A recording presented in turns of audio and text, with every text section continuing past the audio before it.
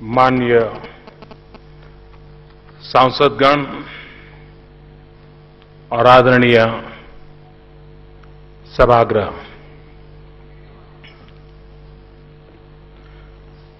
मैं नेपाल में आवना पायकोमा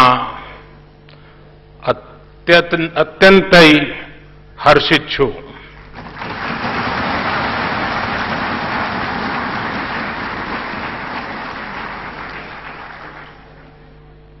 धैर्य धैर्य वर्ष अघि एक पथिक या तीर्थालु को रूप में मैं यहां आएको थिए।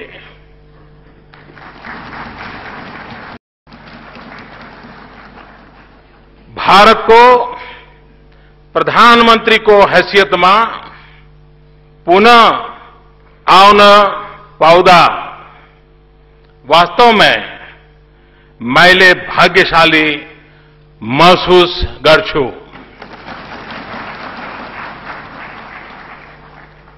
यो यस्तो यात्रा थियो जुन में प्रधानमंत्री को कार्यालय में प्रवेश गर्न बित्तैकी गर्न चाहन थे किनकि हाम्रो नेपाल संघ को संबंध मेरो सरकार को उच्चतम प्राथमिकता मध्य हो।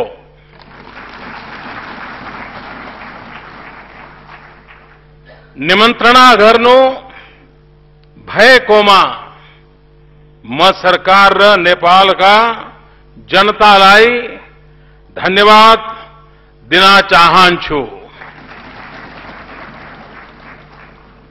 म संगे मेले 125 करोड़ भारतीय जनता को माया, शुभकामना र सद्भावना लिएर आयो छु।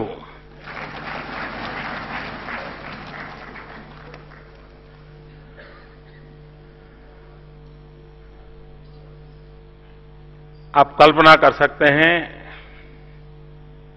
कि पल मेरे लिए कितने गर्व की पल है, क्योंकि आपकी संसद में मैं पहला मेहमान हूं जिसको आपने बुलाया है और संबोधन करने का अवसर दिया है। ये सम्मान सिर्फ नरेंद्र मोदी का या भारत के प्रधानमंत्री का नहीं, ये 125 करोड़ भारतीयों का सम्मान है। मैं इसके लिए आदरणीय स्पीकर जी का और आप अभी सभी सदस्यों का हृदय से आभार व्यक्त करता हूं। भारत और नेपाल के संबंध उतने ही पुराने हैं जितना हिमालय और गंगा पुराने हैं।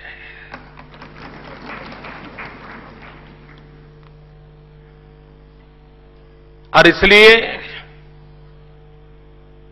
हमारे संबंध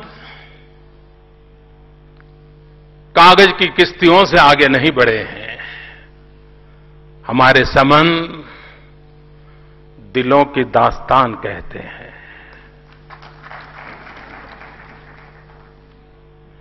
जन जन के मन के प्रतिघोष के रूप में है। हम एक ही सांस्कृतिक विरासत के धनी हैं।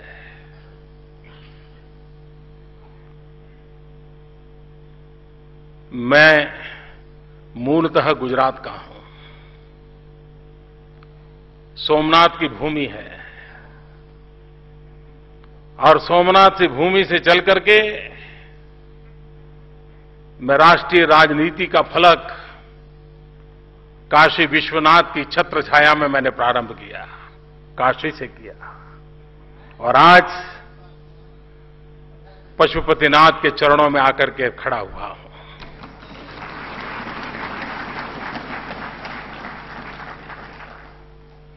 ये वो भूमि है जहां किशोरी जी बचपन में खेला करती थी, और आज भी हम जनक का स्मरण करते हैं। ये भूमि है जिसने विश्व को अचंभित कर देने वाले भगवान बुद्ध को जन्म दिया है।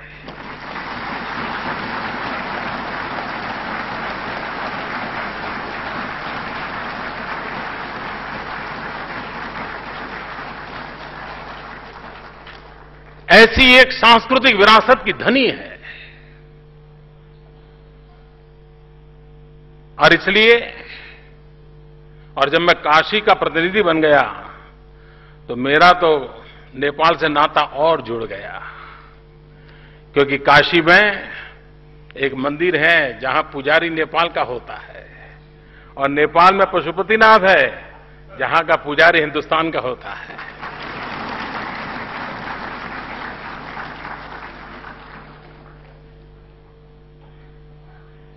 भारत का हर व्यक्ति 51 शक्तिपीठों के दर्शन की कामना करता है। उन 51 शक्तिपीठों में 2 शक्तिपीठ नेपाल में है। यानी इतना अटूट नाता है हमारा। और इतना ही नहीं, हिंदुस्तान ने वो कोई लड़ाई जीती नहीं है जिस जीत के साथ किसी नेपाली का रक्त न बहा हो।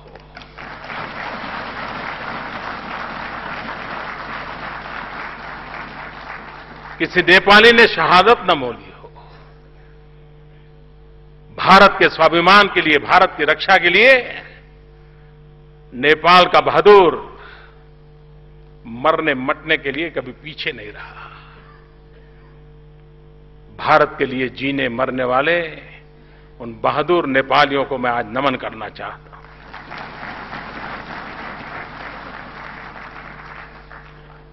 भारत की सेना के फील्ड मार्शल एक बहुत बढ़िया बात बताते थे। वो कहते थे कि कोई सेना का जवान ये कहे कि मैं मृत्यु से डरता नहीं हूं, तो मान लेना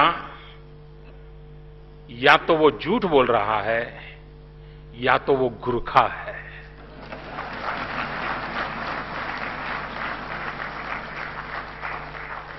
अगर गुरखा कहता है कि मैं मौत से नहीं डरता हूं, मतलब सच्चाई है। ये बात फील्ड मार्शल मानेक शॉ ने कही थी। ऐसी ये वीरों की भूमि है, सांस्कृतिक धारा है। और आज मैं कह सकता हूं, नेपाल के नागरिकों की नहीं, लोकतंत्र में विश्वास रखने वाले पूरे विश्व का ध्यान नेपाल की तरफ केंद्रित हुआ है। और नेपाल की तरफ केंद्रित हुआ है मतलब इस सभागृह में बैठे हुए आप सब पर केंद्रित हुआ है। लोकतंत्र में विश्वास करने वाला पूरा विश्व आज आपकी तरफ देख रहा है, बड़ी आशा भरी नजरों से देख रहा है। आपको लगता होगा कि आप इस सदन में बैठ करके संविधान के निर्माण की चर्चा कर रहे हैं, भिन्न भिन्न धाराओं की चर्चा कर रहे हैं, समाज के भिन्न भिन्न वर्गों के हितों के कल्याण की चर्चा कर रहे हैं। इतना नहीं है। संविधान के निर्माता के रूप में आपको यह सौभाग्य मिलना, उस घटना को मैं अगर और तरीके से देखूं, हम जिस परंपरा से जीते हैं, कभी कुछ ऋषि मन ने वेद निर्माण किए, किसी ने उपनिषदें निर्माण की, किसी युग में संहिताओं का निर्माण हुआ, और जिसके प्रकाश में हजारों साल से हम अपना जीवन निर्वाह और आयोजन करते रहते हैं। उसी कड़ी में आधुनिक जीवन में राष्ट्र का संविधान भी एक नई संहिता के रूप में जन्म लेता है। नए युग को दिशा दर्शन देने का काम संविधान के माध्यम से होता है, जो किसी जमाने में ऋषियों ने वेद के द्वारा, पुराणों के द्वारा, संहिता के द्वारा किया था। एक प्रकार से आप नई संहिता लिख रहे हैं। और इसलिए ये सौभाग्य प्राप्त करने वाले आप सबको मैं हृदय से अभिनंदन करना चाहता हूं, बधाई देना चाहता हूं।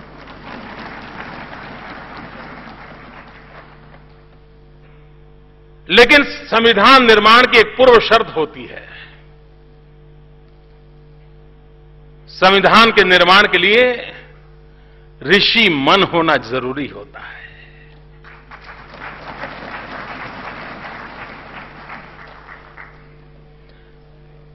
वो मन जो दूर का देख सकता है,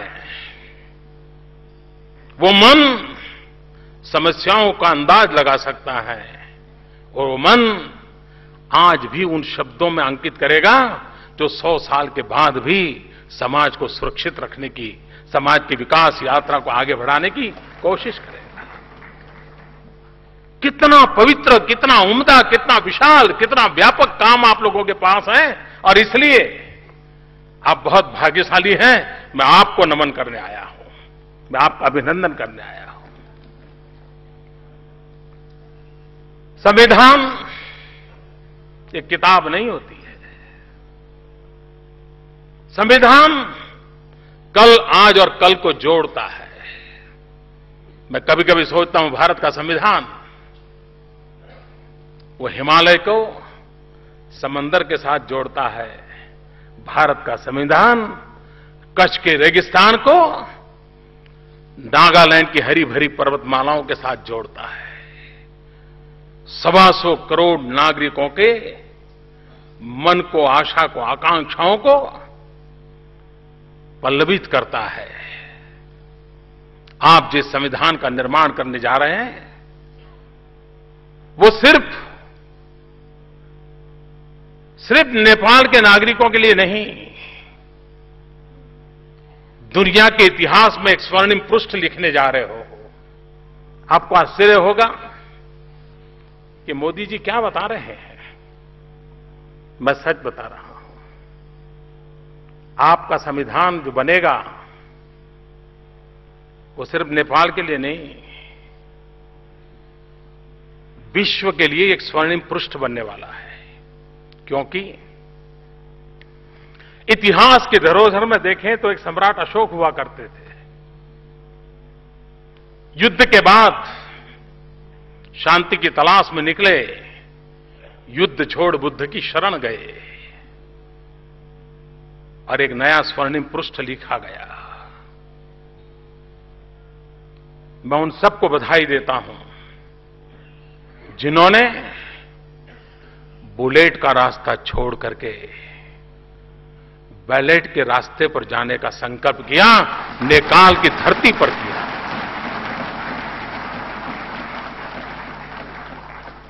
मैं उन सबका अभिनंदन करता हूं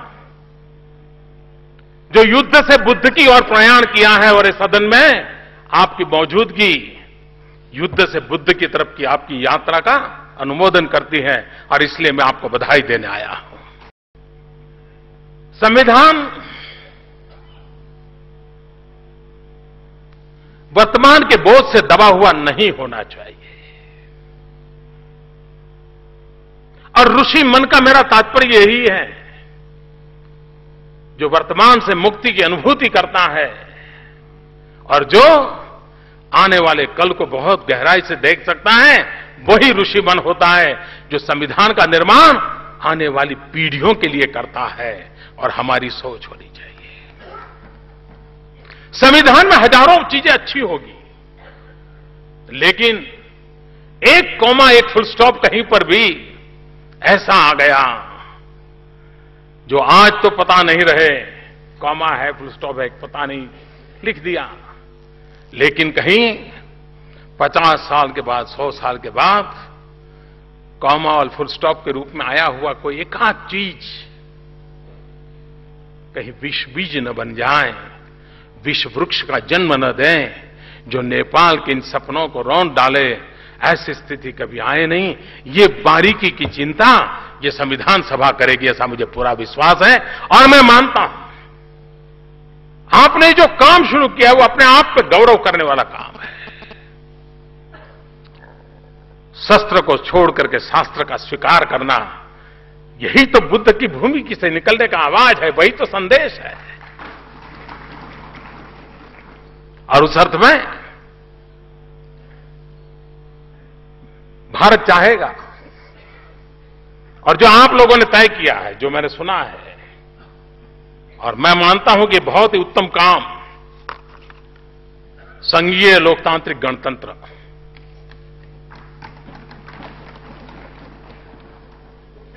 आज उपलब्ध व्यवस्था में उत्तम रास्ता आपने चुना है।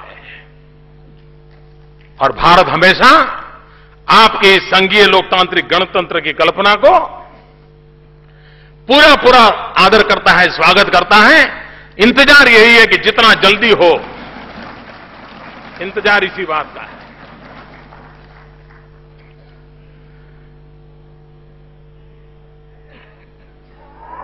नेपाल और भारत के रिश्ते ऐसे हैं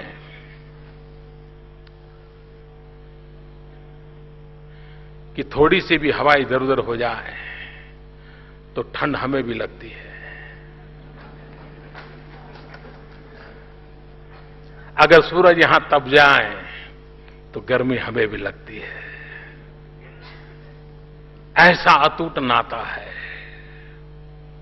अगर आप चैन से न सोए हो तो हिंदुस्तान चैन से नहीं सो सकता है। नेपाल का कोई मेरा भाई भूखा हो तो भारत कैसे आनंद ले सकता है। कल जब ये कोशी की घटना घटी, समाचार आए, मेरी पूरी सरकार लगी रही है, भाई कितना बड़ा हादसा हुआ, क्या हुआ, इतनी बड़ी चट्टान गिरी है, कोशी नदी का पानी रुका है, पता नहीं इतने लोग खो गए हैं, इतने लोग मारे गए हैं। जितनी चिंता आपको सताती थी उतनी ही चिंता मुझे भी सताती थी। क्यों?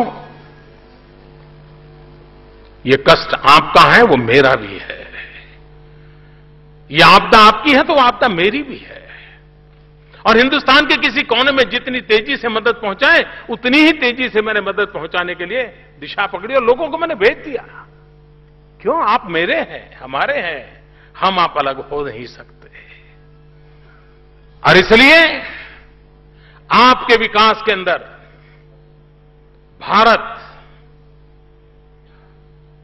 आपकी जितनी आशा आकांक्षाएं हैं उसकी पूर्ति करने के लिए प्रतिबद्ध है।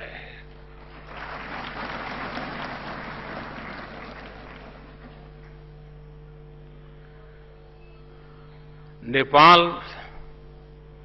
जहां से जन्मे हुए बुद्ध ने मन के अंधेरे को दूर किया था, विचारों का प्रकाश दिया और मानव जात को एक नई चेतना मिली थी। ये नेपाल पानी की शक्ति का ऐसा धनी है कि बिजली के माध्यम से आज भी हिंदुस्तान का अंधेरा दूर कर सकता है।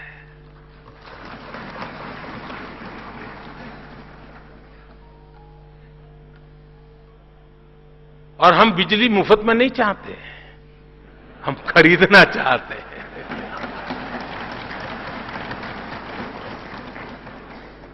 हम आपका पानी भी ले जाना नहीं चाहते।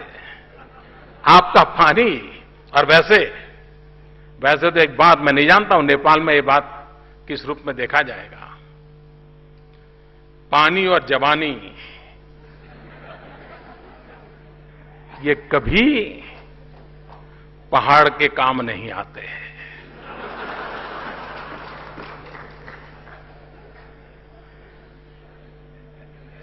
पानी पहाड़ में रहता नहीं, चला जाता है।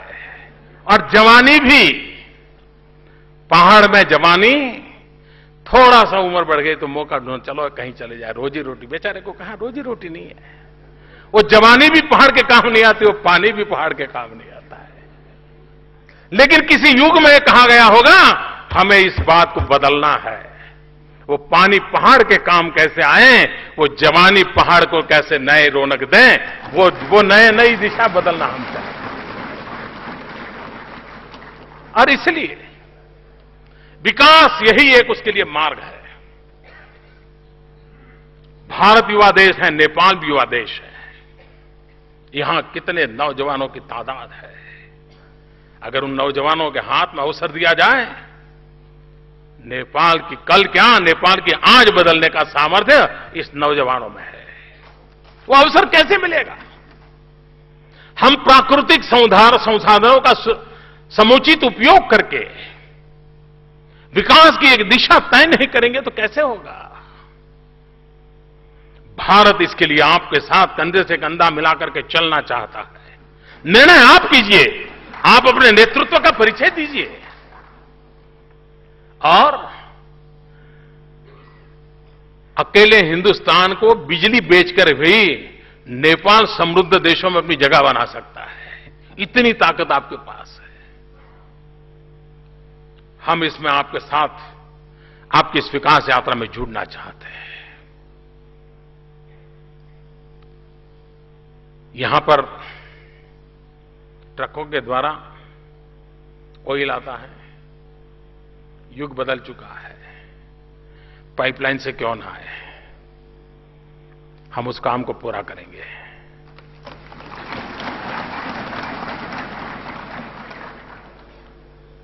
शिक्षा के क्षेत्र में यहां के नौजवान भारत आते हैं, उनको भारत सरकार स्कॉलरशिप देती है। उस स्कॉलरशिप पाने वाले नौजवानों की संख्या में मैं बढ़ोतरी करना चाहता हूं। अधिक नौजवानों को अवसर मिले और ये मैं आपको समझ लीजिए आज ही घोषणा कर दी, उसका फायदा उठाइए।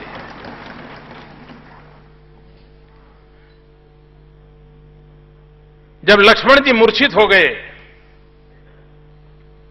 तो हनुमान जी पौधा लेने के लिए यहां आए थे।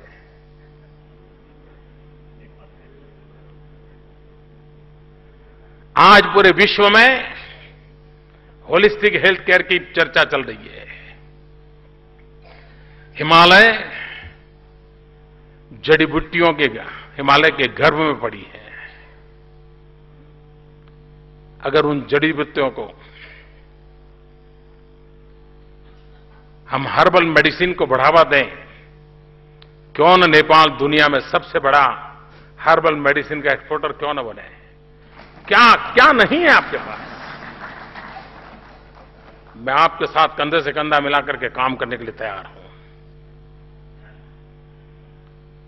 भारत जो मदद हो सके करना है, क्योंकि आने वाले दिन में विकास को कैसे किस दिशा में ले जाना आपके पास ये पड़ा है। मैं नया नहीं कहता हूं।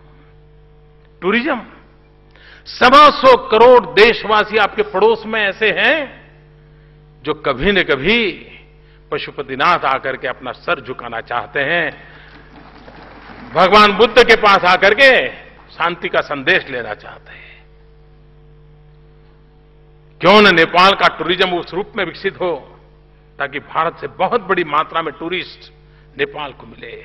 और टूरिज्म एक ऐसा क्षेत्र है, कम से कम पूंजी से ज्यादा रोजगार देने वाला कोई क्षेत्र है तो टूरिज्म है। टूरिस्ट आता है तो चना बेचने वाला भी कमाता है, मूंगफली बेचने वाला भी कमाता है। अभी अभी मैंने घोषणा की है कि स्पेस टेक्नोलॉजी का लाभ हमारे सार्क देशों को मिलना चाहिए और इसलिए भारत की तरफ से एक सार्क सैटेलाइट लॉन्च किया जाएगा। जिस सार्क सैटेलाइट का लाभ हेल्थ सेक्टर के लिए, एजुकेशन सेक्टर के लिए, स्पेस टेक्नोलॉजी का लाभ सार्क देशों को मिले, नेपाल को मिले, उस दिशा में हमने कदम उठाना तय किया है। और इसलिए इसका आगे वाले दिनों में जरूर लाभ मिलेगा।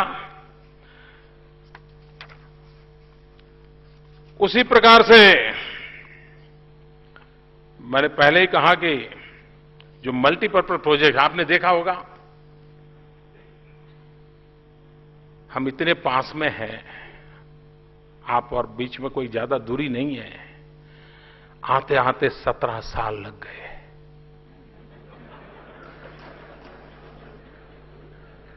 यह अखरता है।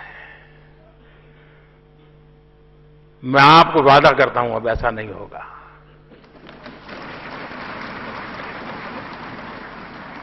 और मैं तो कुछ ही महीनों में वापस आ रहा हूं सार्क समिट के समय, और मैंने उस समय तय किया है कि मैं उस समय जब आऊंगा तो राजा जनक को भी नमन करने जाऊंगा, भगवान बुद्ध को भी नमन करने जाऊंगा।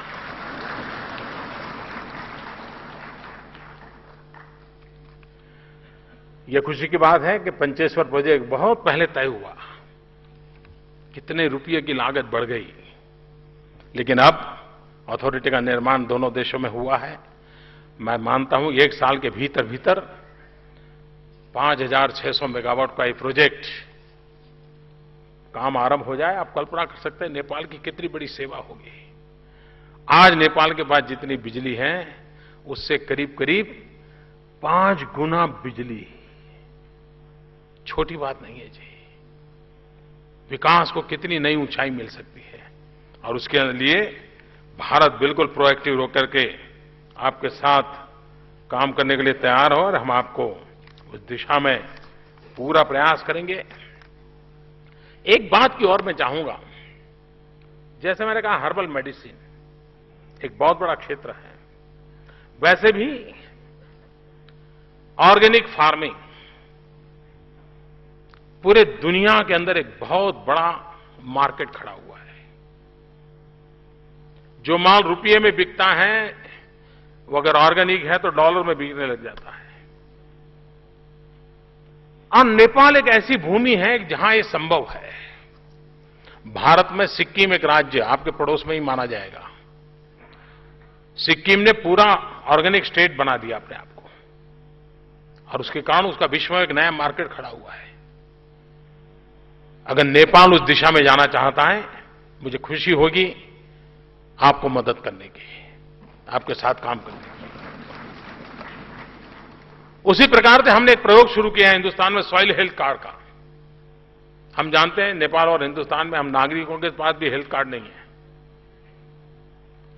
लेकिन हम सॉइल हेल्थ कार्ड किसानों को उसकी जमीन की तबीयत कैसी है, कोई बीमारी तो नहीं है, विशेषताएं क्या है, किस प्रकार के फसल के लिए उपयोगी हैं, कौन सी दवाइयां वहां नहीं डालनी चाहिए, कौन सी दवाइयां ही डाली जा सकती है, कितना फर्टिलाइजर लेना, ये सारी वैज्ञानिक तरीके से आगे बढ़ाया जा सकता है।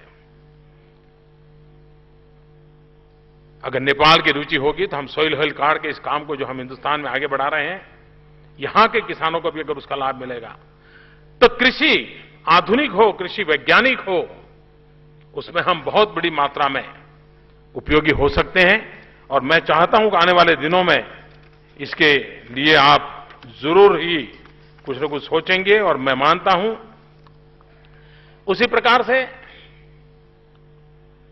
आज जब मैं आपके बीच आया हूं तो मैं आज ये भी आपको घोषणा करके जाना चाहता हूं, भारत नेपाल को 10,000 करोड़ नेपाली रुपए कंसेशनल लाइन ऑफ क्रेडिट की सहायता देने का हमने निर्णय किया है। हम यह सुनिश्चित करेंगे कि इस क्रेडिट का उपयोग नेपाल की प्राथमिकता पर होगा। आप इसे हाइड्रो पावर, इंफ्रास्ट्रक्चर, इन सारे क्षेत्रों में लगाएं तो ये करीब $1 बिलियन जैसे अमाउंट में आज, और पहले इसका जो दिया हुआ है ये इससे अलग है, उसके साथ इसको जोड़ना जरूर, वो अलग है, वो दे दिया, ये नया है।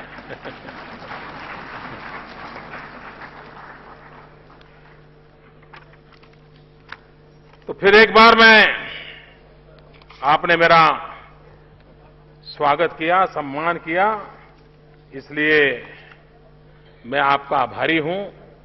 लेकिन मैं फिर से एक बार विश्वास दिलाता हूं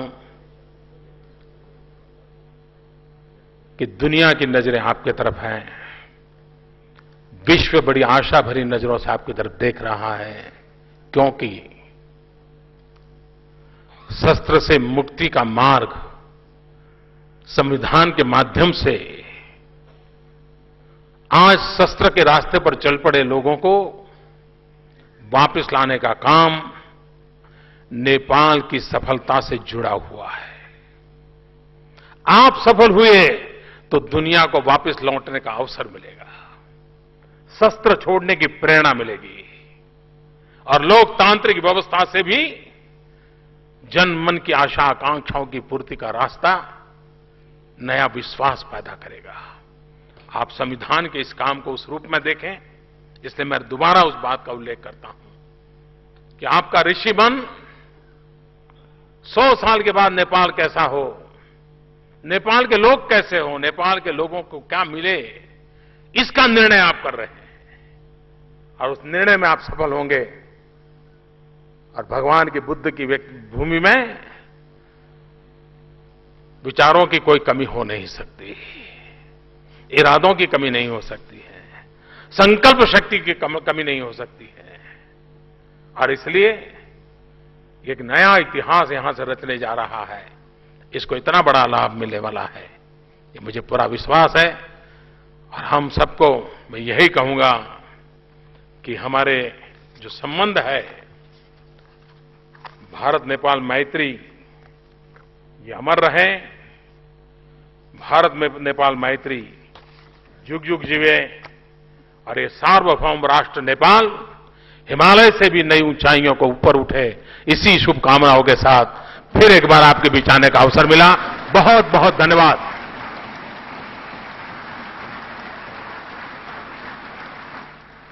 मान्य सदस्यहरू, अब म महामहिम प्रधानमन्त्रीलाई आसन गर्न हार्दिक आग्रह गर्दछु। मान्य सदस्यहरू, Prime Minister Narendra Modi, who arrived in Kathmandu on a 2-day visit to Nepal, there addressing the nation's Constituent Assembly, he said India's relations with Nepal were as old as the Himalayas and the Ganga.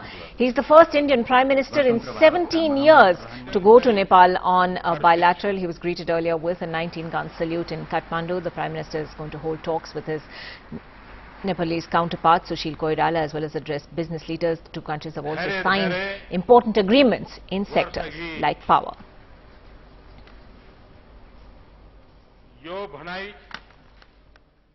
ये नेपाल पानी की शक्ति का ऐसा धनी है कि बिजली के माध्यम से आज भी हिंदुस्तान का अंधेरा दूर कर सकता है। और हम बिजली मुफ्त में नहीं चाहते, हम खरीदना चाहते हैं। अकेले हिंदुस्तान को बिजली बेचकर भी नेपाल समृद्ध देशों में अपनी जगह बना सकता है, इतनी ताकत आपके पास है। हम इसमें आपके साथ आपकी इस विकास यात्रा में जुड़ना चाहते हैं।